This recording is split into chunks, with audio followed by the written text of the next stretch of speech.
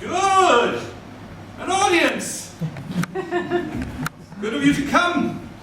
You didn't take any notice of those idiots who said Marx is dead. Well, I am, and I'm not. That's dialectics for you. Yeah.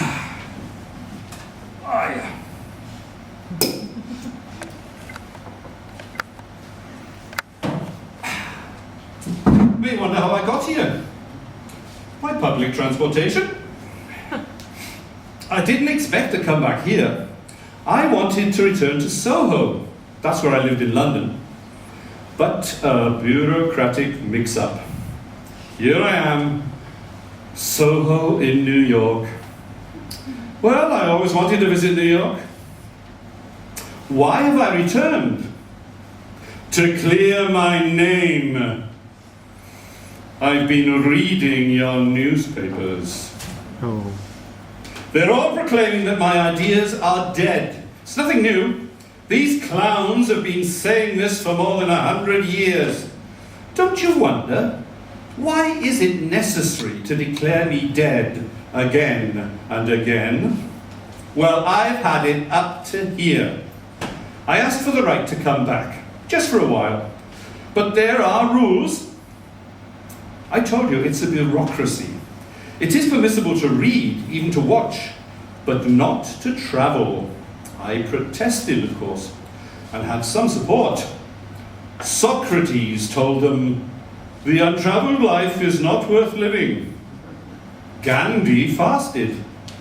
Mother Jones threatened to picket.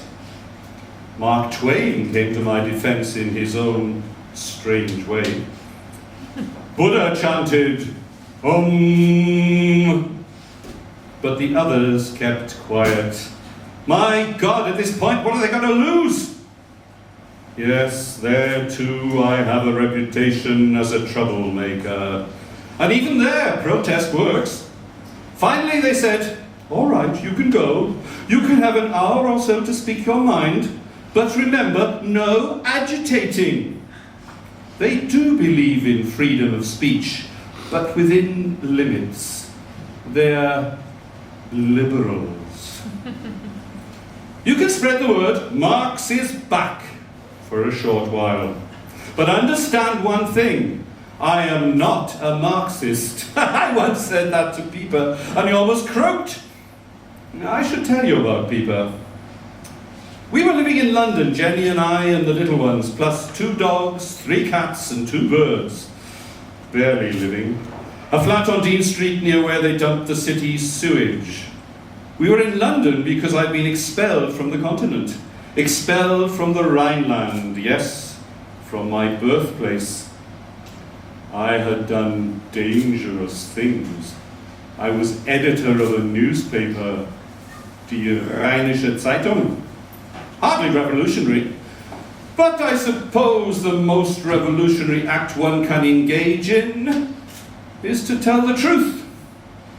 In the Rhineland, the police were arresting poor people for gathering firewood from the estates of the rich.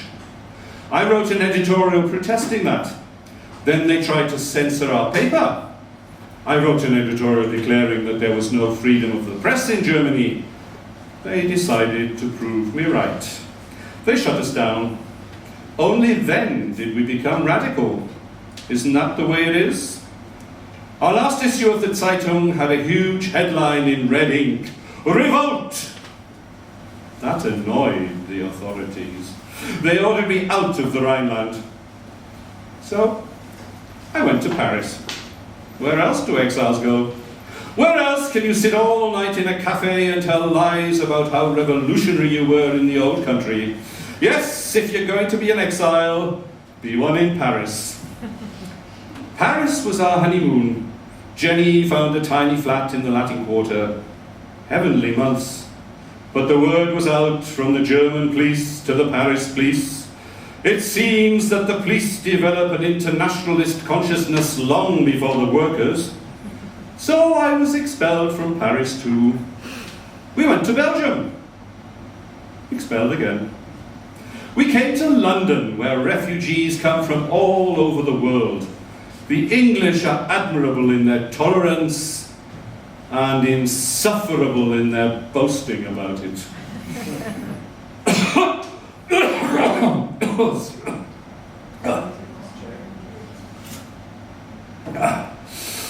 The doctors told me the cough would go away in a few weeks. And that was in 1858. But I was telling you about Pieper. You see, in London, the political refugees from the continent marched in and out of our house. Pieper was one of them.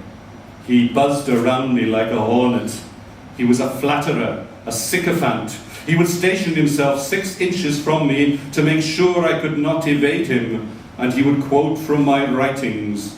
I would say, "Pieper, please don't quote me to myself." He had the audacity to say, thinking I'd be pleased, that he would translate Das Kapital into English. Ha, ha, ha! The man couldn't speak an English sentence without butchering it. English is a beautiful language. It's Shakespeare's language. If Shakespeare had heard Pieper speak 1 sentence of English, he'd have taken poison. But Jenny felt sorry for him. She liked to invite him to our family dinners. One evening, Pieper came and announced the formation of the Marxist Society of London. A Marxist Society? I asked. What's that? We meet every week to discuss another of your writings. We read it aloud, examine sentence by sentence. That's why we call ourselves Marxist. We believe completely and wholeheartedly in everything you've written. Completely and wholeheartedly, I asked. Yes, and we'd be honoured, Herr Dr. Marx. He always called me Herr Dr. Marx. If you would address the next meeting of the Marxist Society. I cannot do that. Why? He asked. Because I am not a Marxist. I didn't mind his bad English. Mine was not that perfect. It was his way of thinking. He was an embarrassment, a satellite encircling my words, reflecting them to the world, but distorting them. And then he defended the distortions like a fanatic, denouncing anyone who interpreted them differently. I once said to Jenny, "Do you know what I fear most?" And she said, "That the workers' revolution will never come?" No, that the revolution will come, and it will be taken over by men like Pieper, flatterers when out of power, bullies and braggarts when holding power, dogmatists. They will speak for the proletariat, and they will interpret my ideas for the world. They will organize a new priesthood, a new hierarchy with excommunications and indexes, inquisitions and firing squads. All this will be done in the name of communism, delaying for 100 years the communism of freedom, dividing the world between capitalist empires and communist empires. They will muck up our beautiful dream, and it will take another revolution, maybe 2 or 3, to clean it up. That's what I fear. No, I wasn't going to have Pieper translate Das Kapital into English. It represented 15 years of work in the conditions of Soho. Walking every morning past beggars, sleeping amidst the sewage, making my way to the British Museum and its magnificent library, working there until dusk, reading. Is there anything more dull than reading political economy? Yes, writing political economy. Then home through the darkening streets, listening to the vendors calling out the prices of their wares and the veterans of the Crimean War, some blind, others without legs, begging for a penny in the noxious air, the poor smell of London. My critics, trying to minimize what went into Das Kapital, would say, as they always say about radical writers, "Oh, he must have had some dreadful personal experience." Yes, if you want to make much of it, that walk home through Soho fueled the anger that went into Das Kapital. I hear you saying, "Well, of course, that's how it was then, a century ago." Only then. On my way here today, I walked through the streets of your city, surrounded by garbage, breathing foul air, past the bodies of men and women sleeping on the street, huddled against the cold. Instead of a lassie singing a ballad, I heard a voice in my ear. Some change, sir, for a cup of coffee? You call this progress? Because you have motor cars and telephones and flying machines and 1,000 potions to make you smell better? And people sleeping on the streets? An official report. The United States gross national product, yes, gross, last year was $7,000 billion. Most impressive. But tell me, where is it? Who's profiting from it? Who is not?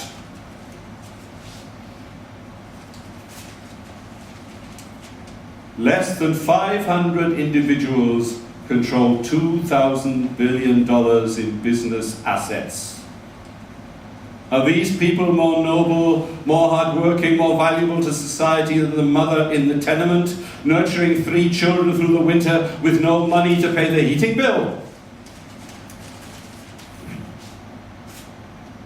Did I not say 150 years ago that capitalism would enormously increase the wealth of society, but that this wealth would be concentrated in fewer and fewer hands? Giant merger of Chemical Bank and Chase Manhattan Bank. 12,000 workers will lose their jobs. Stocks rise. And they say my ideals are dead. Do you know Oliver Goldsmith's poem, The Deserted Village? Ill fares the land to hastening ills a prey, where wealth accumulates and men decay. Yes, decay. That's what I saw as I walked through your city this morning. Houses decaying, schools decaying, human beings decaying. But then I walked a bit farther, and I was suddenly surrounded by men of obvious wealth, women in jewels and furs. Suddenly I heard the sound of sirens. Was violence being done somewhere nearby? Was a crime being committed? Was someone trying to take part of the gross national product illegally from those who had stolen it legally? Ah, the wonders of the market system. Human beings reduced to commodities, their lives controlled by the super commodity, money.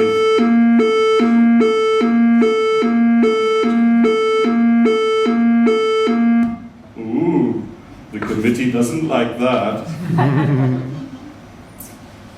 In that little flat in Soho, Jenny made hot soup and boiled potatoes. There was fresh bread from our friend the baker down the street. We'd sit around the table and eat and talk about events of the day. The Irish struggle for freedom, the latest war, the stupidity of the country's leaders, a political opposition confining itself to pips and squeaks, the cowardly press.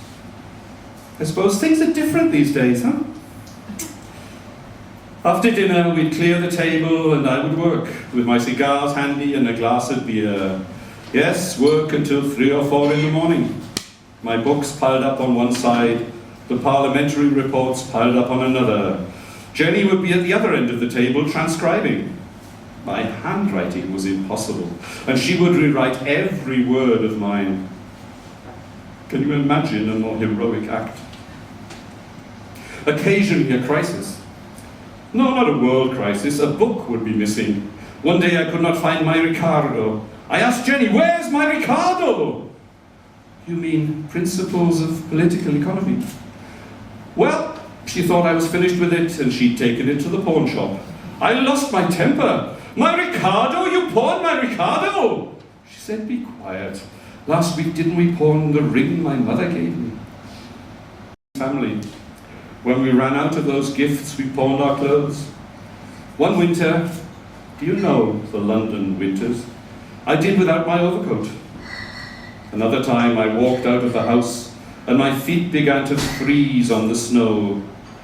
And then I realized I wasn't wearing shoes. We pawned them the day before.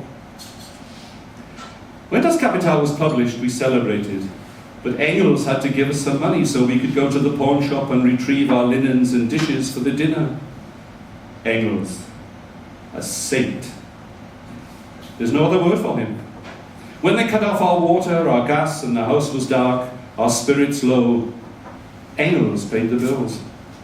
His father owned factories in Manchester. Yes, capitalism saved us. He didn't always understand our needs. We had no money for groceries, and he would send us crates of wine. One Christmas, when we had no means to buy a Weihnachtsbaum, a Christmas tree, Engels arrived with 6 bottles of champagne. So we imagined a tree, formed a circle around it, drank champagne, and sang Christmas songs. O Tannenbaum, wie treu sind deine Blätter. I knew what my revolutionary friends were thinking. Marx, the atheist, with a tree? Yes, I did describe religion as the opium of the people, but no one has ever paid attention to the full passage. Listen. Religion is the sigh of the oppressed creature, the heart of a heartless world, the soul of soulless conditions. It is the opium of the people.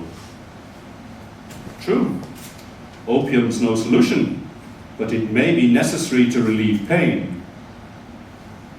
Don't I know that from my boils?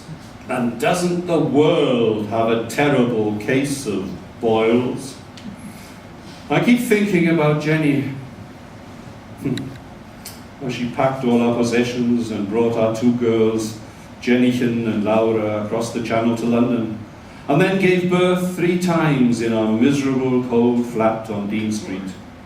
Nursed those babies and tried to keep them warm, and saw them die one by one.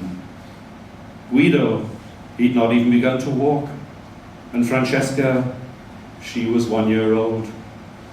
I had to borrow £3 to pay for her coffin. As for Moosh, he lived for 8 years, but something was wrong from the start. He had a large, handsome head, but the rest of him never grew.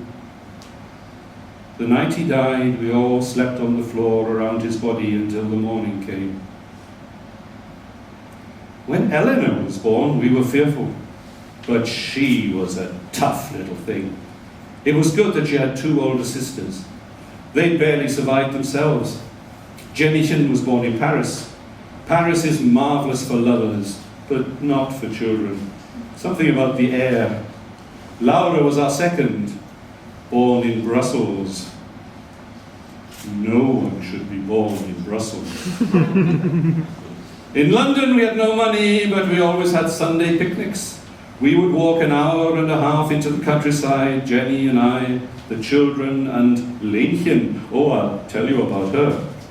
Lenchen would make a roast veal, and we would have tea, fruit bread, cheese, beer. Eleanor was the youngest, but she drank beer. No money, but children need a vacation. Once I took the rent money and sent them to the Atlantic coast of France. Another time, with our groceries money, I bought a piano because the girls loved music.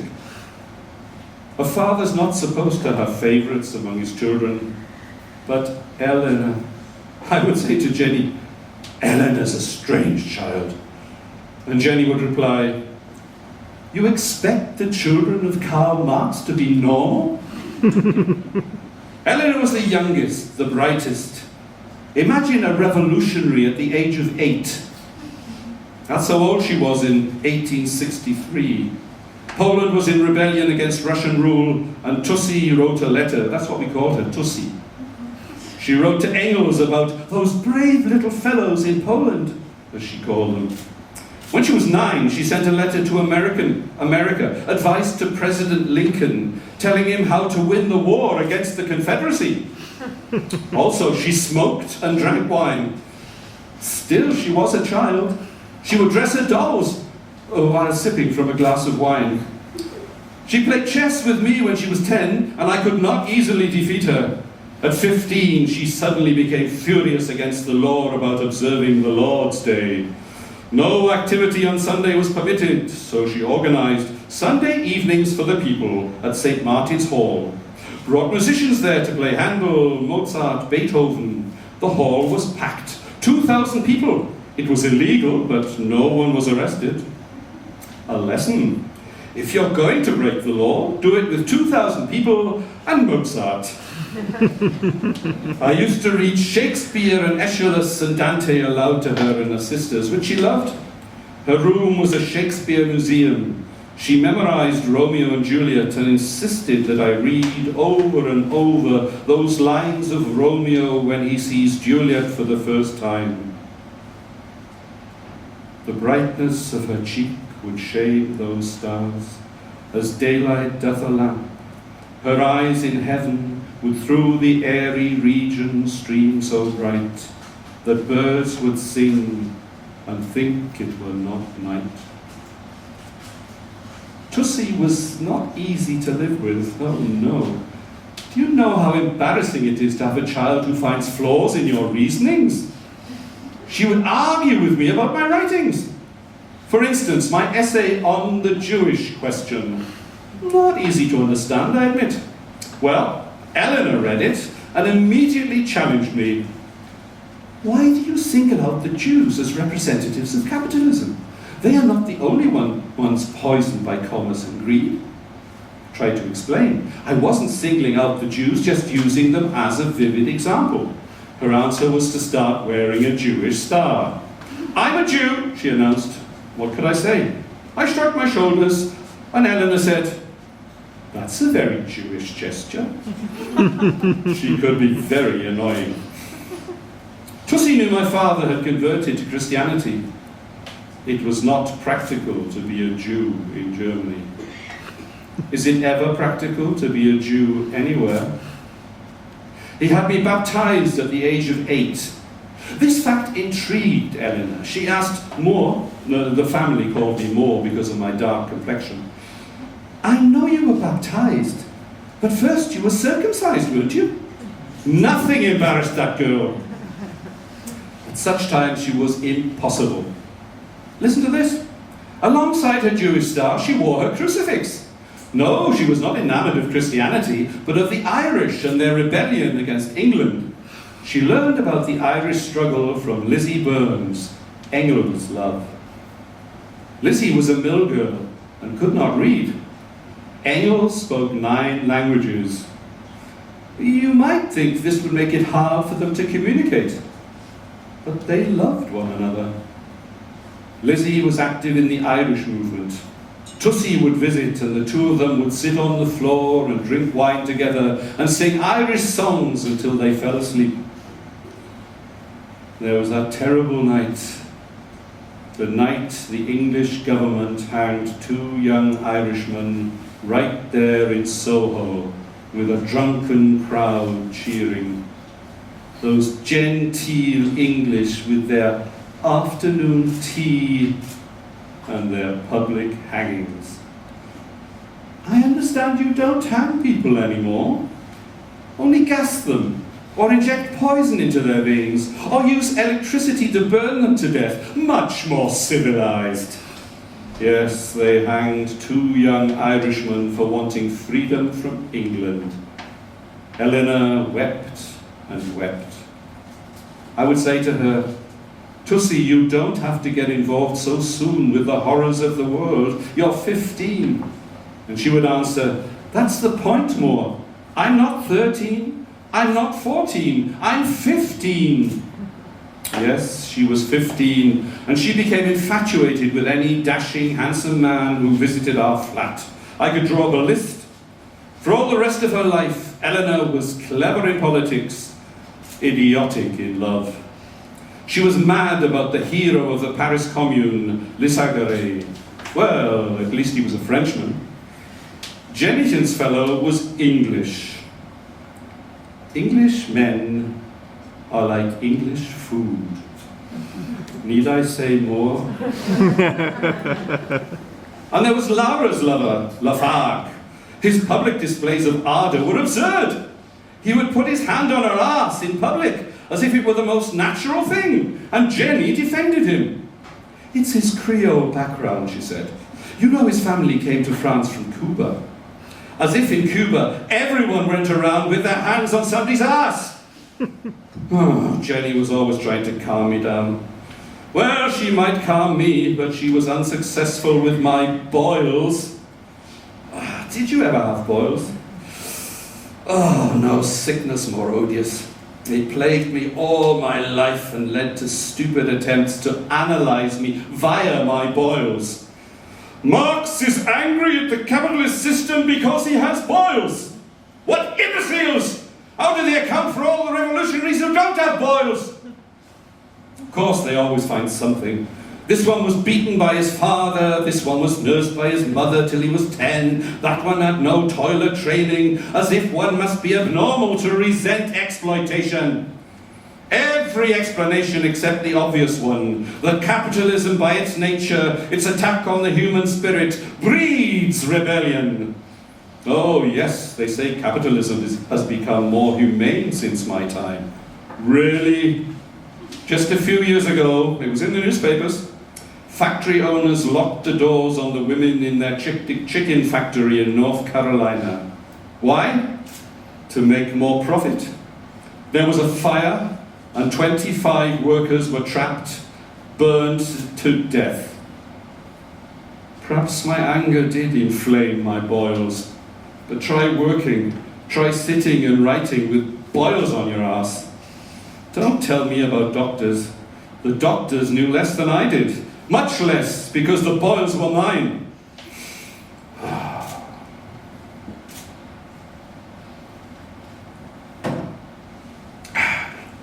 I couldn't sleep. Then I discovered something miraculous. Water. Yes, simple as that. Cloths soaked in warm water. Jenny would apply them patiently hour after hour. She would wake up in the middle of the night when I cried out and apply those soothing wet cloths. Sometimes when Jenny was away, Leentchen would do that. Yes, Leentchen. Here we are, living in poverty in Soho, and Jenny's mother decides to send us Leentchen to help with the babies. We pawned our furniture, but suddenly we had a servant girl. That's how it is when you marry into aristocracy. Your in-laws don't send you money, which you desperately need. They send you fine linens and silverware, and a servant. Actually, not a bad idea. The servant can take the linens and silverware to the pawn shop and get some money. Leentchen did that many times, but she was never a servant.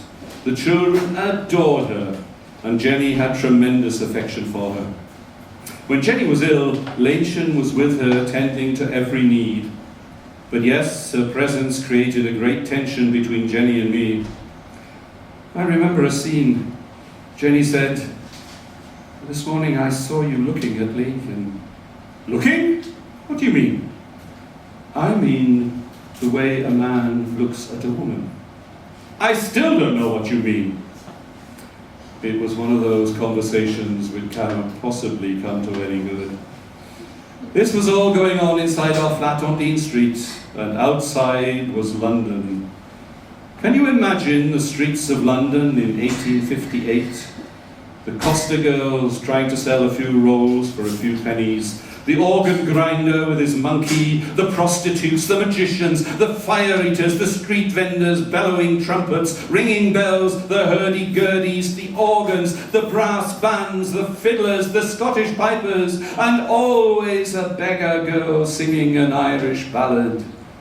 That's what I saw and heard walking home every evening from the British Museum under the gas lamps that had just been lit, until I got to Dean Street and made my way through the mud and sewage, thinking about the care they took in paving streets of the wealthy neighbourhoods. Well, I suppose it was only fitting that the author of Das Kapital should slog through shit while writing his condemnation of the capitalist system. Jenny didn't sympathise with my complaints about wading through the mud on the street. She'd say, "That's how it feels to me reading Das Kapital." She was always my severest critic. Unsparing, honest you might say. Is there anything more outrageous than an honest critic? The book troubled her. Yes, das Kapital. She worried that I would bore people from the start with my discussion of commodities, use value, exchange value. She said the book was too long, too detailed. She used the word ponderous. Can you imagine? She reminded me what our trade union friend Peter Fox said when I gave him the book. I feel like a man who has been given an elephant as a gift. Yes, Jenny said, it is an elephant.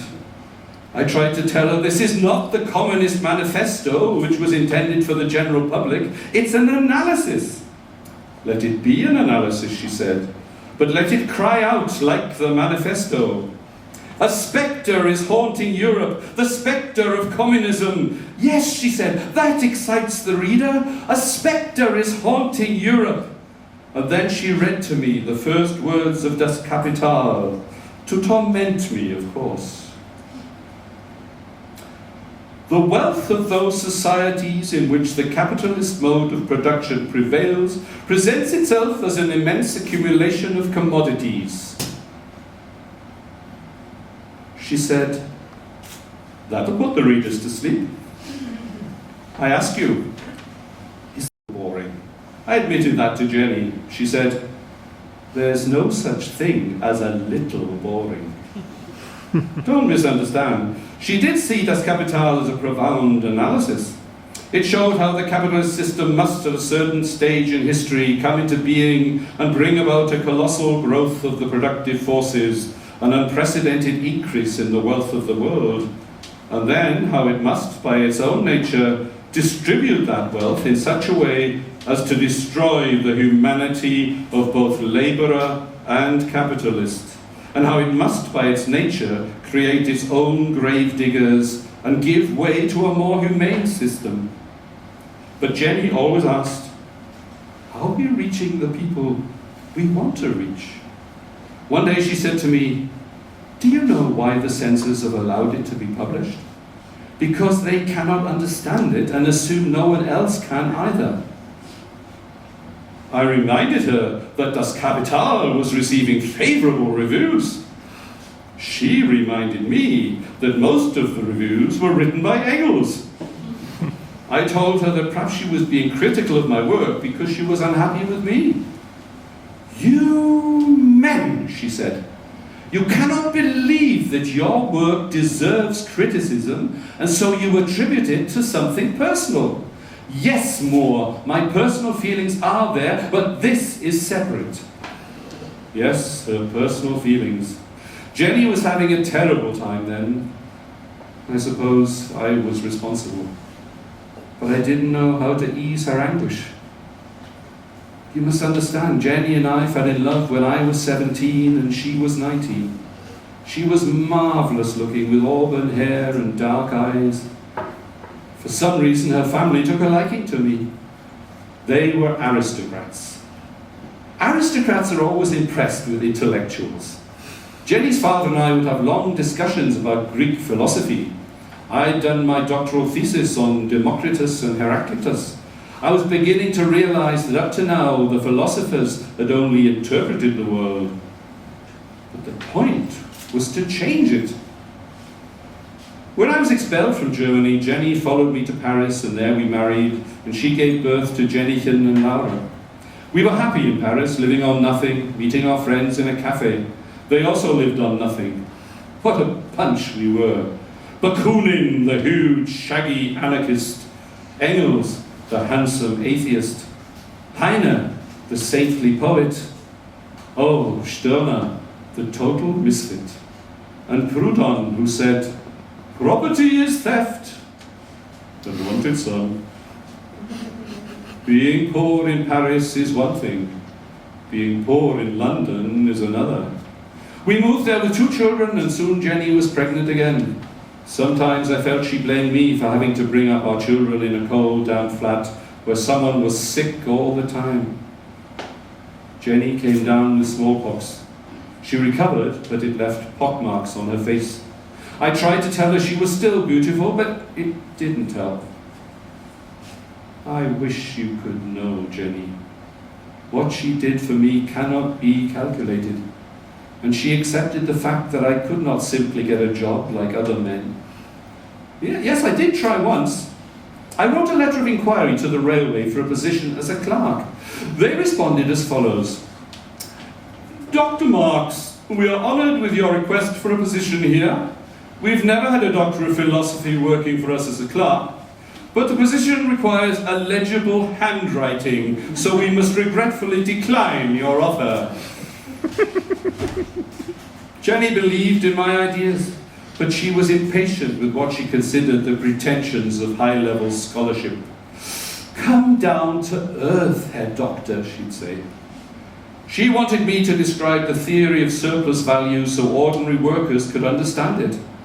I told her, no one can understand it without first understanding the labour theory of value, and how labour power is a special commodity whose value is determined by the cost of the means of substance, and yet gives value to all other commodities, a value which always exceeds the value of labour power.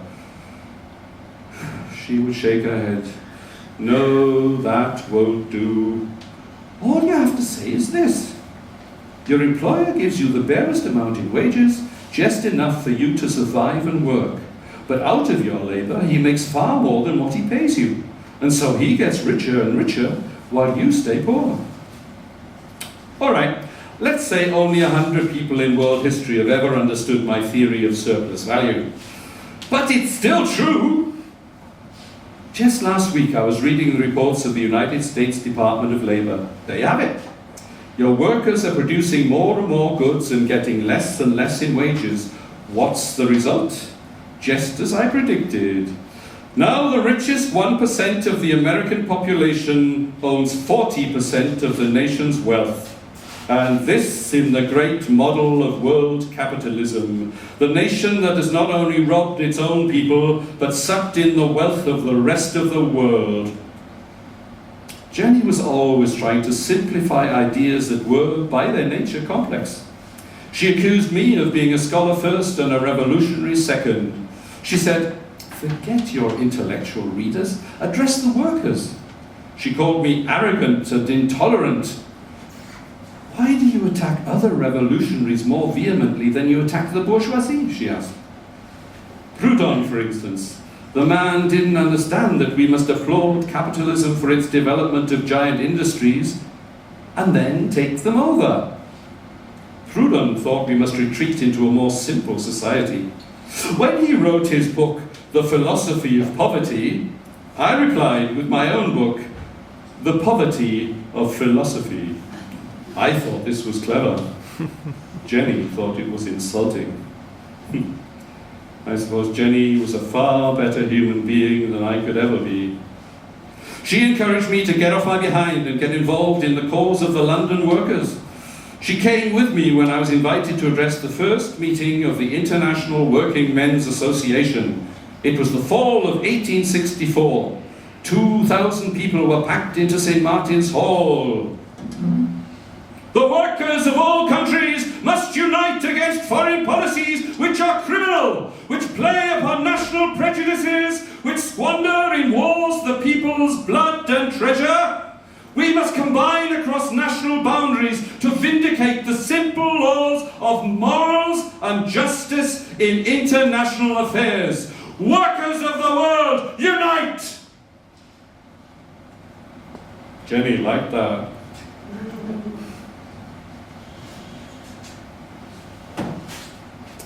She kept the family going with the water cut off, the gas cut off, but she never tired of the subject of female emancipation.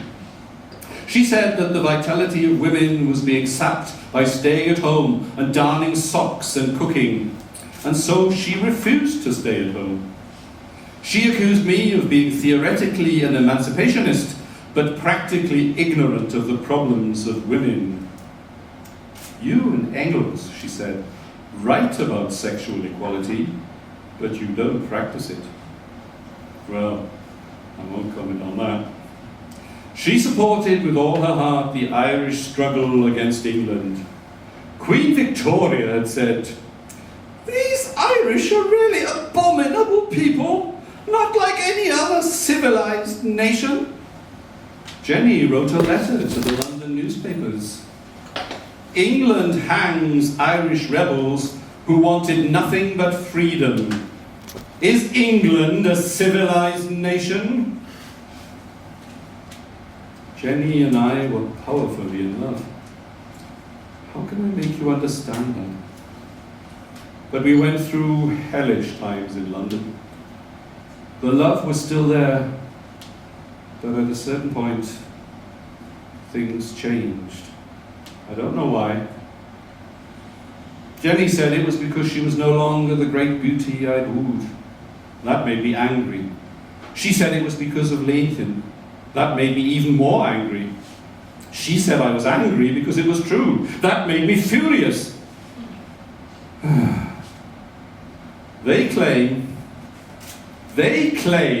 that because the Soviet Union collapsed, communism is dead. Do these idiots know what communism is? Do they think that a system run by a thug who murders his fellow revolutionaries is communism? Dummköpfe! Journalists, politicians who say such things, what kind of education did they have? Did they ever read the manifesto that Engels and I wrote when he was 28 years old and I was 30? In place of the old bourgeois society with its classes and class antagonisms, we shall have an association in which the free development of each is the condition for the free development of all. Do you hear that? An association. Do they understand the objective of communism? Freedom of the individual to develop himself, herself, as a compassionate human being. Do they think that someone who calls himself a communist or a socialist and acts like a gangster understands what communism is? To shoot those who disagree with you? Can that be the communism I gave my life for? That monster who took all power for himself in Russia and who insisted on interpreting my ideas like a religious fanatic when he was putting his old comrades up against the wall before firing squads? Did he allow his citizens to read that letter I wrote to the New York Tribune, in which I said that capital punishment could not be justified in any society calling itself civilized? Socialism is not supposed to reproduce the stupidities of capitalism. Here in America, your prisons are crowded. Who's in them? The poor. Some of them have committed violent and terrible crimes. Most of them are burglars, thieves, robbers, sellers of drugs. They believe in free enterprise. They do what the capitalists do, but on a much smaller scale. Do you know what Engels and I wrote about prisons?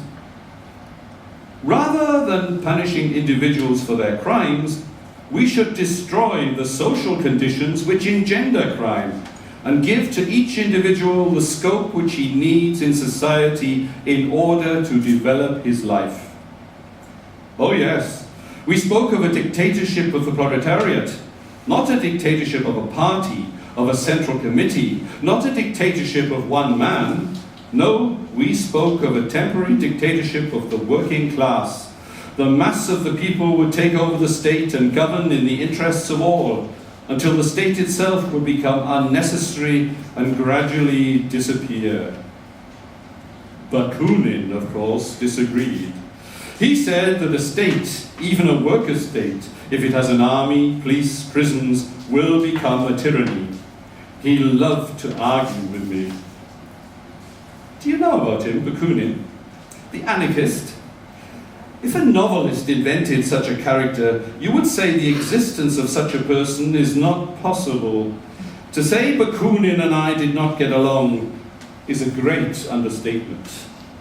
Listen to what he said at the times Engels and I were in Brussels writing the manifesto.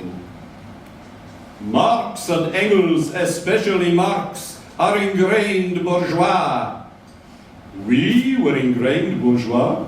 Of course, compared to Bakunin, everyone was bourgeois, because Bakunin chose to live like a pig.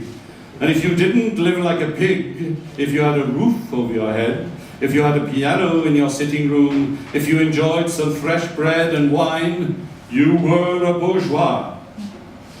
I grant the man courage. He was imprisoned, sent to Siberia, escaped, wandered the world, trying to foment revolution everywhere.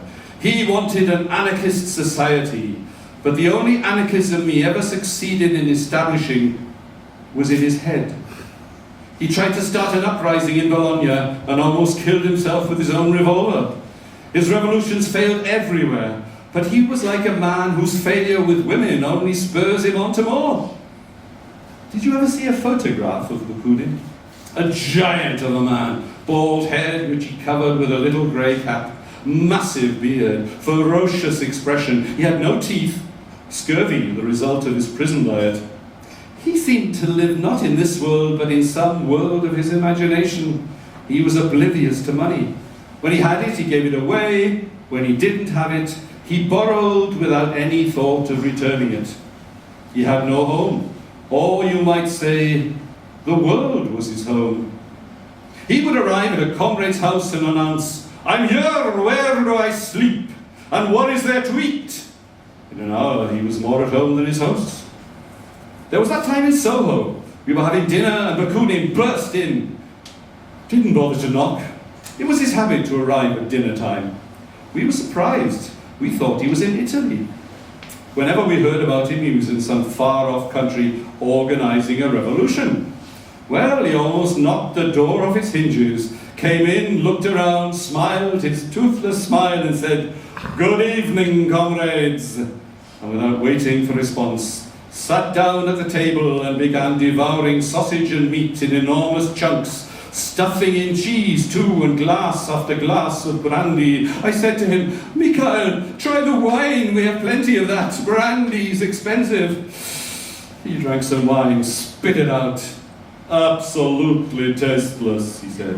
"Brandy helps you think more clearly." He then began his usual performance, preaching, arguing, ordering, shouting, exhorting. I was furious, but it was Jenny who spoke up. "Mikhail," she said, "stop. You're consuming all the oxygen in the room." He just roared with laughter and went on. Bakunin's head was full of anarchist garbage, romantic utopian nonsense. I wanted to expel him from the International. Jenny thought this ridiculous. "Why," she asked, "do revolutionary groups with 6 members always threaten someone with expulsion?" He had 100 disguises because the police were looking for him in every country in Europe. When he came to us in London, he was disguised as a priest. At least he thought so. He looked ridiculous. Well, he was with us a week. Once we stayed up the whole night, drinking and arguing and drinking some more, until neither of us could walk. In fact, I fell asleep in the midst of one of Bakunin's perorations. He shook me until I woke up saying, "I haven't finished my point." It was that glorious time in the winter of 1871, when the Commune had taken. The French understood him. They had a saying, "On the first day of a revolution, Bakunin is a treasure. On the second day, he should be shot." Do you know about that magnificent episode in human history, the Paris Commune? The story starts with stupidity. I'm speaking of Napoleon III. Yes, the nephew of Bonaparte. He was a buffoon, a stage actor smiling to the crowd while 16 million French peasants lived in blind, dark hovels, their children dying of starvation. But because he kept a legislature, because people voted, it was thought they'd had a democracy. A common mistake. Bonaparte wanted glory, so he made the mistake of attacking Bismarck's armies. He was quickly defeated, whereupon the victorious German troops marched into Paris and were greeted by something more devastating than guns. Silence. They found the statues of Paris draped in black, an immense, invisible, silent resistance. They did the wise thing. They paraded through the Arc de Triomphe and quickly departed. And the old French order, the Republic, liberals they called themselves, they didn't dare come into Paris. They were trembling with fear because, with the Germans gone, Paris was now taken over by the workers, the housewives, the clerks, the intellectuals, the armed citizens. The people of Paris formed not a government, but something more glorious, something governments everywhere fear: a commune, the collective energy of the people. It was the Commune de Paris. People meeting 24 hours a day all over the city in knots of 3 and 4, making decisions together while the city was encircled by the French army threatening to invade at any moment. Paris became the first free city of the world, the first enclave of liberty in a world of tyranny. I said to Bakunin, "You want to know what I mean by the dictatorship of the proletariat? Look at the Commune of Paris. That is true democracy. Not the democracy of England or America, where elections are circuses with people voting for one or another guardian of the old order, where whatever candidate wins, the rich go on ruling the country. The Commune of Paris. It lived only a few months, but it was the first legislative body in history to represent the poor. Its laws were for them. It abolished their debts, postponed their rents, forced the pawn shops to return their most needed possessions. They refused to take salaries higher than the workers. They lowered the hours of bakers and planned how to give free admission to the theatre for everyone. The great Courbet himself, whose paintings had stunned Europe, presided over the Federation of Artists. They reopened the museums, set up a commission for the education of women, something unheard of, education for women.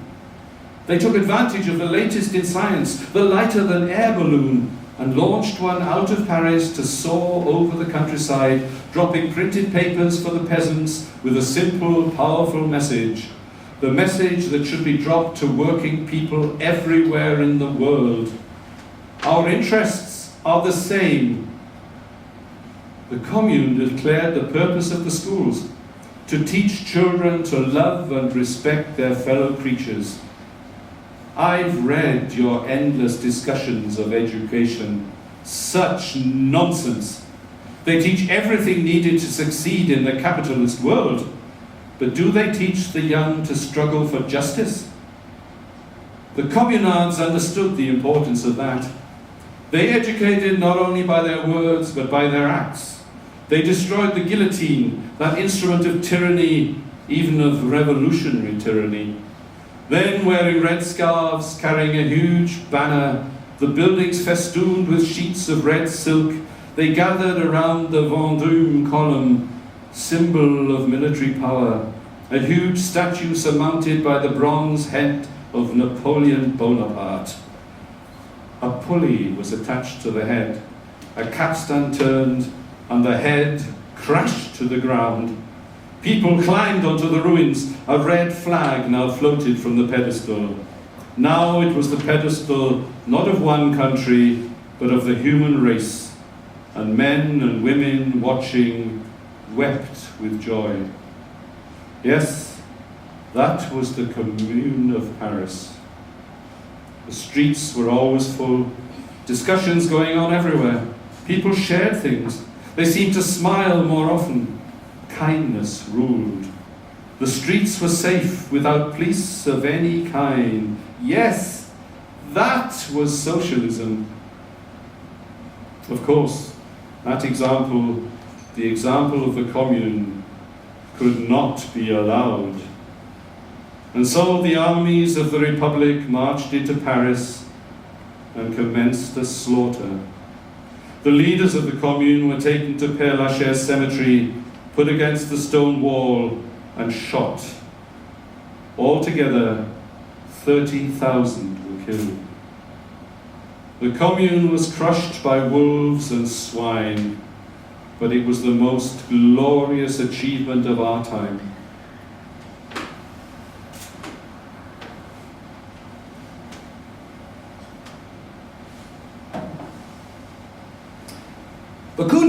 drank and argued some more. I said to him, Mikhail, you don't understand the concept of a proletarian state. We cannot shake off the past in one orgasmic moment.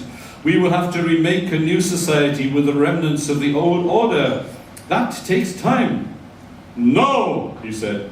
The people overthrowing the old order must immediately live in freedom or they will lose it. It began to get personal. I was getting impatient and I said, you are too stupid to understand. The brandy was having an effect on him too.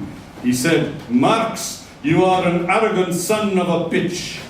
It's you who don't understand. You think the workers will make a revolution based on your theory. They care not a shit for your theory. Their anger will rise spontaneously and they will make a revolution without your so-called science. The instinct for revolution is in their bellies. He was aroused. I spit on your theories. As he said this, he spat on the floor. What a pig. This was too much. I said, Mikhail, you can spit on my theories, but you cannot spit on my floor. Clean it immediately. There, he said. I always knew you were a bully. I said, I always knew you were a eunuch. He roared. It sounded like a prehistoric animal. Then he leapt on top of me. You must understand the man was enormous. We wrestled on the floor, but were too drunk to really hurt one another. After a while, we were so tired that we just lay there, catching our breath. Then Bakunin rose like a hippopotamus rising out of a river, unbuttoned his trousers and began to urinate out the window. I could not believe what I was seeing. What in hell are you doing, Mikhail? What do you think I'm doing? I'm pissing out your window. That is disgusting, Mikhail, I said. I'm pissing on London. I'm pissing on the whole British Empire. No, I said, you're pissing on my street. He didn't reply, just buttoned his pants, lay down on the floor, and began to snore. I lay down on the floor myself and was soon unconscious. Jenny found us both like that, hours later when she woke with the dawn. No, they couldn't allow the commune to live. The commune was dangerous, too inspiring an example for the rest of the world, so they drowned it in blood. It still happens, does it not, that whenever in some corner of the world the old order is pushed aside and people begin to experiment with a new way of living, people innocent of ideology, just angry about their lives, it cannot be permitted. And so they go to work. You know who I mean by they. Sometimes insidiously, covertly, sometimes directly, violently, to destroy it.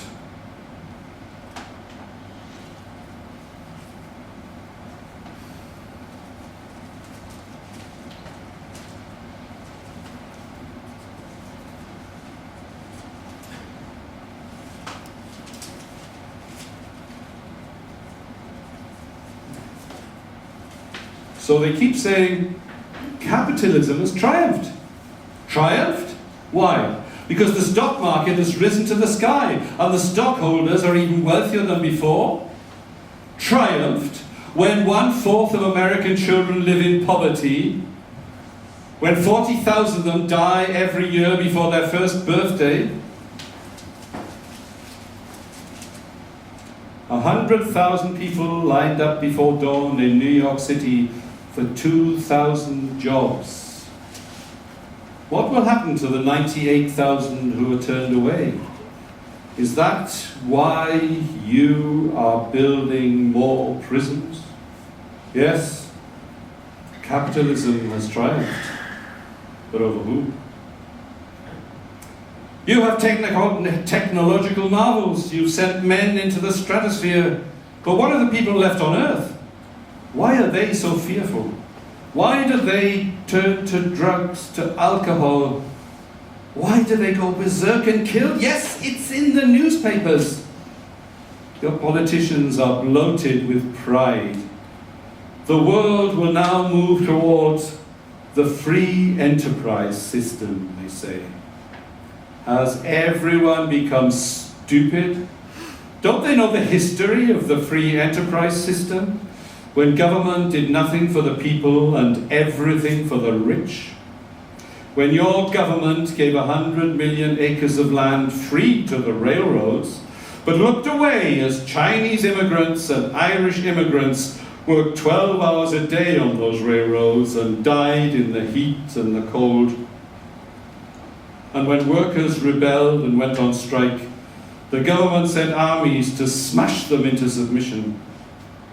Why the hell did I write Das Kapital, if not because I saw the misery of capitalism, of the free enterprise system?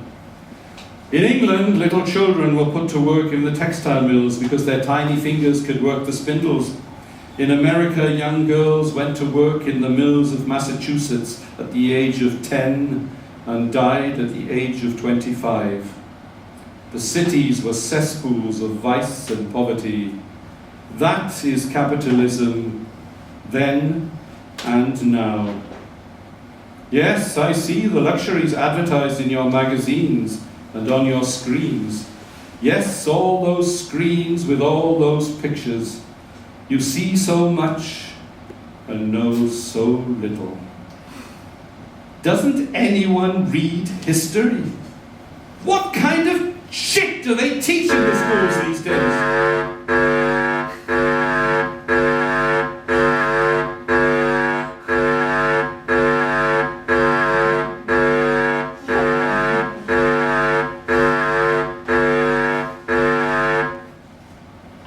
Oh, they are so sensitive up there. I miss Jenny. She'd have something to say about all this. I watched her die, sick and miserable at the end. But surely she remembered our years of pleasure, our moments of ecstasy in Paris, even in Soho. I miss my daughters.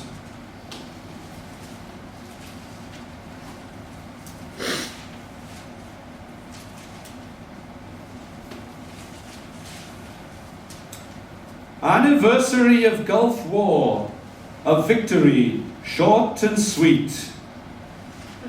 Yes, I know about these short, sweet wars, which leave thousands of corpses in the fields and children dying for lack of food and medicine. In Europe, Africa, Palestine, people killing one another over boundaries. Didn't you hear what I said when I said 150 years ago? Wipe out these ridiculous national boundaries. No more passports, no more visas, no more border guards or immigration quotas, no more flags and pledges of allegiance to some artificial entity called a nation. Workers of the world, unite! Oh, God, my backside's killing me. I confess, I didn't reckon with capitalism's ingeniousness in surviving. I didn't imagine that there'd be drugs to keep the sick system alive, war to keep the industries going, to make people crazed with patriotism so they'd forget their misery, religious fanatics promising the masses that Jesus will return.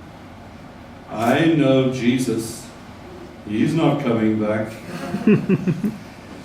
I was wrong in 1848, thinking capitalism was on its way out. My timing was a bit off, perhaps by 200 years. But it will be transformed. All the present systems will be transformed. People are not fools. I remember your President Lincoln saying that you can't fool all of the people all of the time. Their common sense, their instinct for decency and justice will bring them together. Don't scoff. It has happened before. It can happen again on a much larger scale, and when it does, the rulers of society, with all their wealth, with all their armies, will be helpless to prevent it. Their servants will refuse to serve, their soldiers will disobey orders. Yes, capitalism has accomplished wonders unsurpassed in history, miracles of technology and science, but it's preparing its own death. Its voracious appetite for growth, for profit, more creates a world of turmoil. It turns everything, art, literature, music, beauty itself, into commodities to be bought and sold. It turns human beings into commodities, not just the factory worker, but the physician, the scientist, the lawyer, the poet, the artists, all must sell. They are estranged from others because everyone is set against everyone else, scrambling for survival. And they are estranged from their own selves, living lives that are not their own, living as they do not really want to live, so that a good life is possible only in dreams, in fantasy. But it does not have to be. There is still a possibility of choice. Only a possibility, I grant. Nothing is certain, that's now clear. I was too damned certain. Now I know anything can happen. But people must get off their asses. Does that sound too radical for you? Remember, to be radical is simply to grasp the root of a problem, and the root is us. I have a suggestion. Pretend you have boils. Pretend that sitting on your ass gives you enormous pain, so you must stand up. You must move, must act. Let's not speak any more about capitalism, socialism. Let's just speak of using the incredible wealth of the earth for human beings. Give people what they need: food, medicine, clean air, pure water, trees and grass, pleasant homes to live in, some hours of work, more hours of leisure. Don't ask who deserves it. Every human being deserves it. So, it's time to go.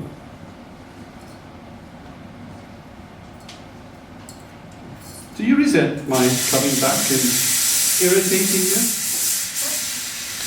Look at it this way. It's the second coming. Christ couldn't make it, so Marx came instead.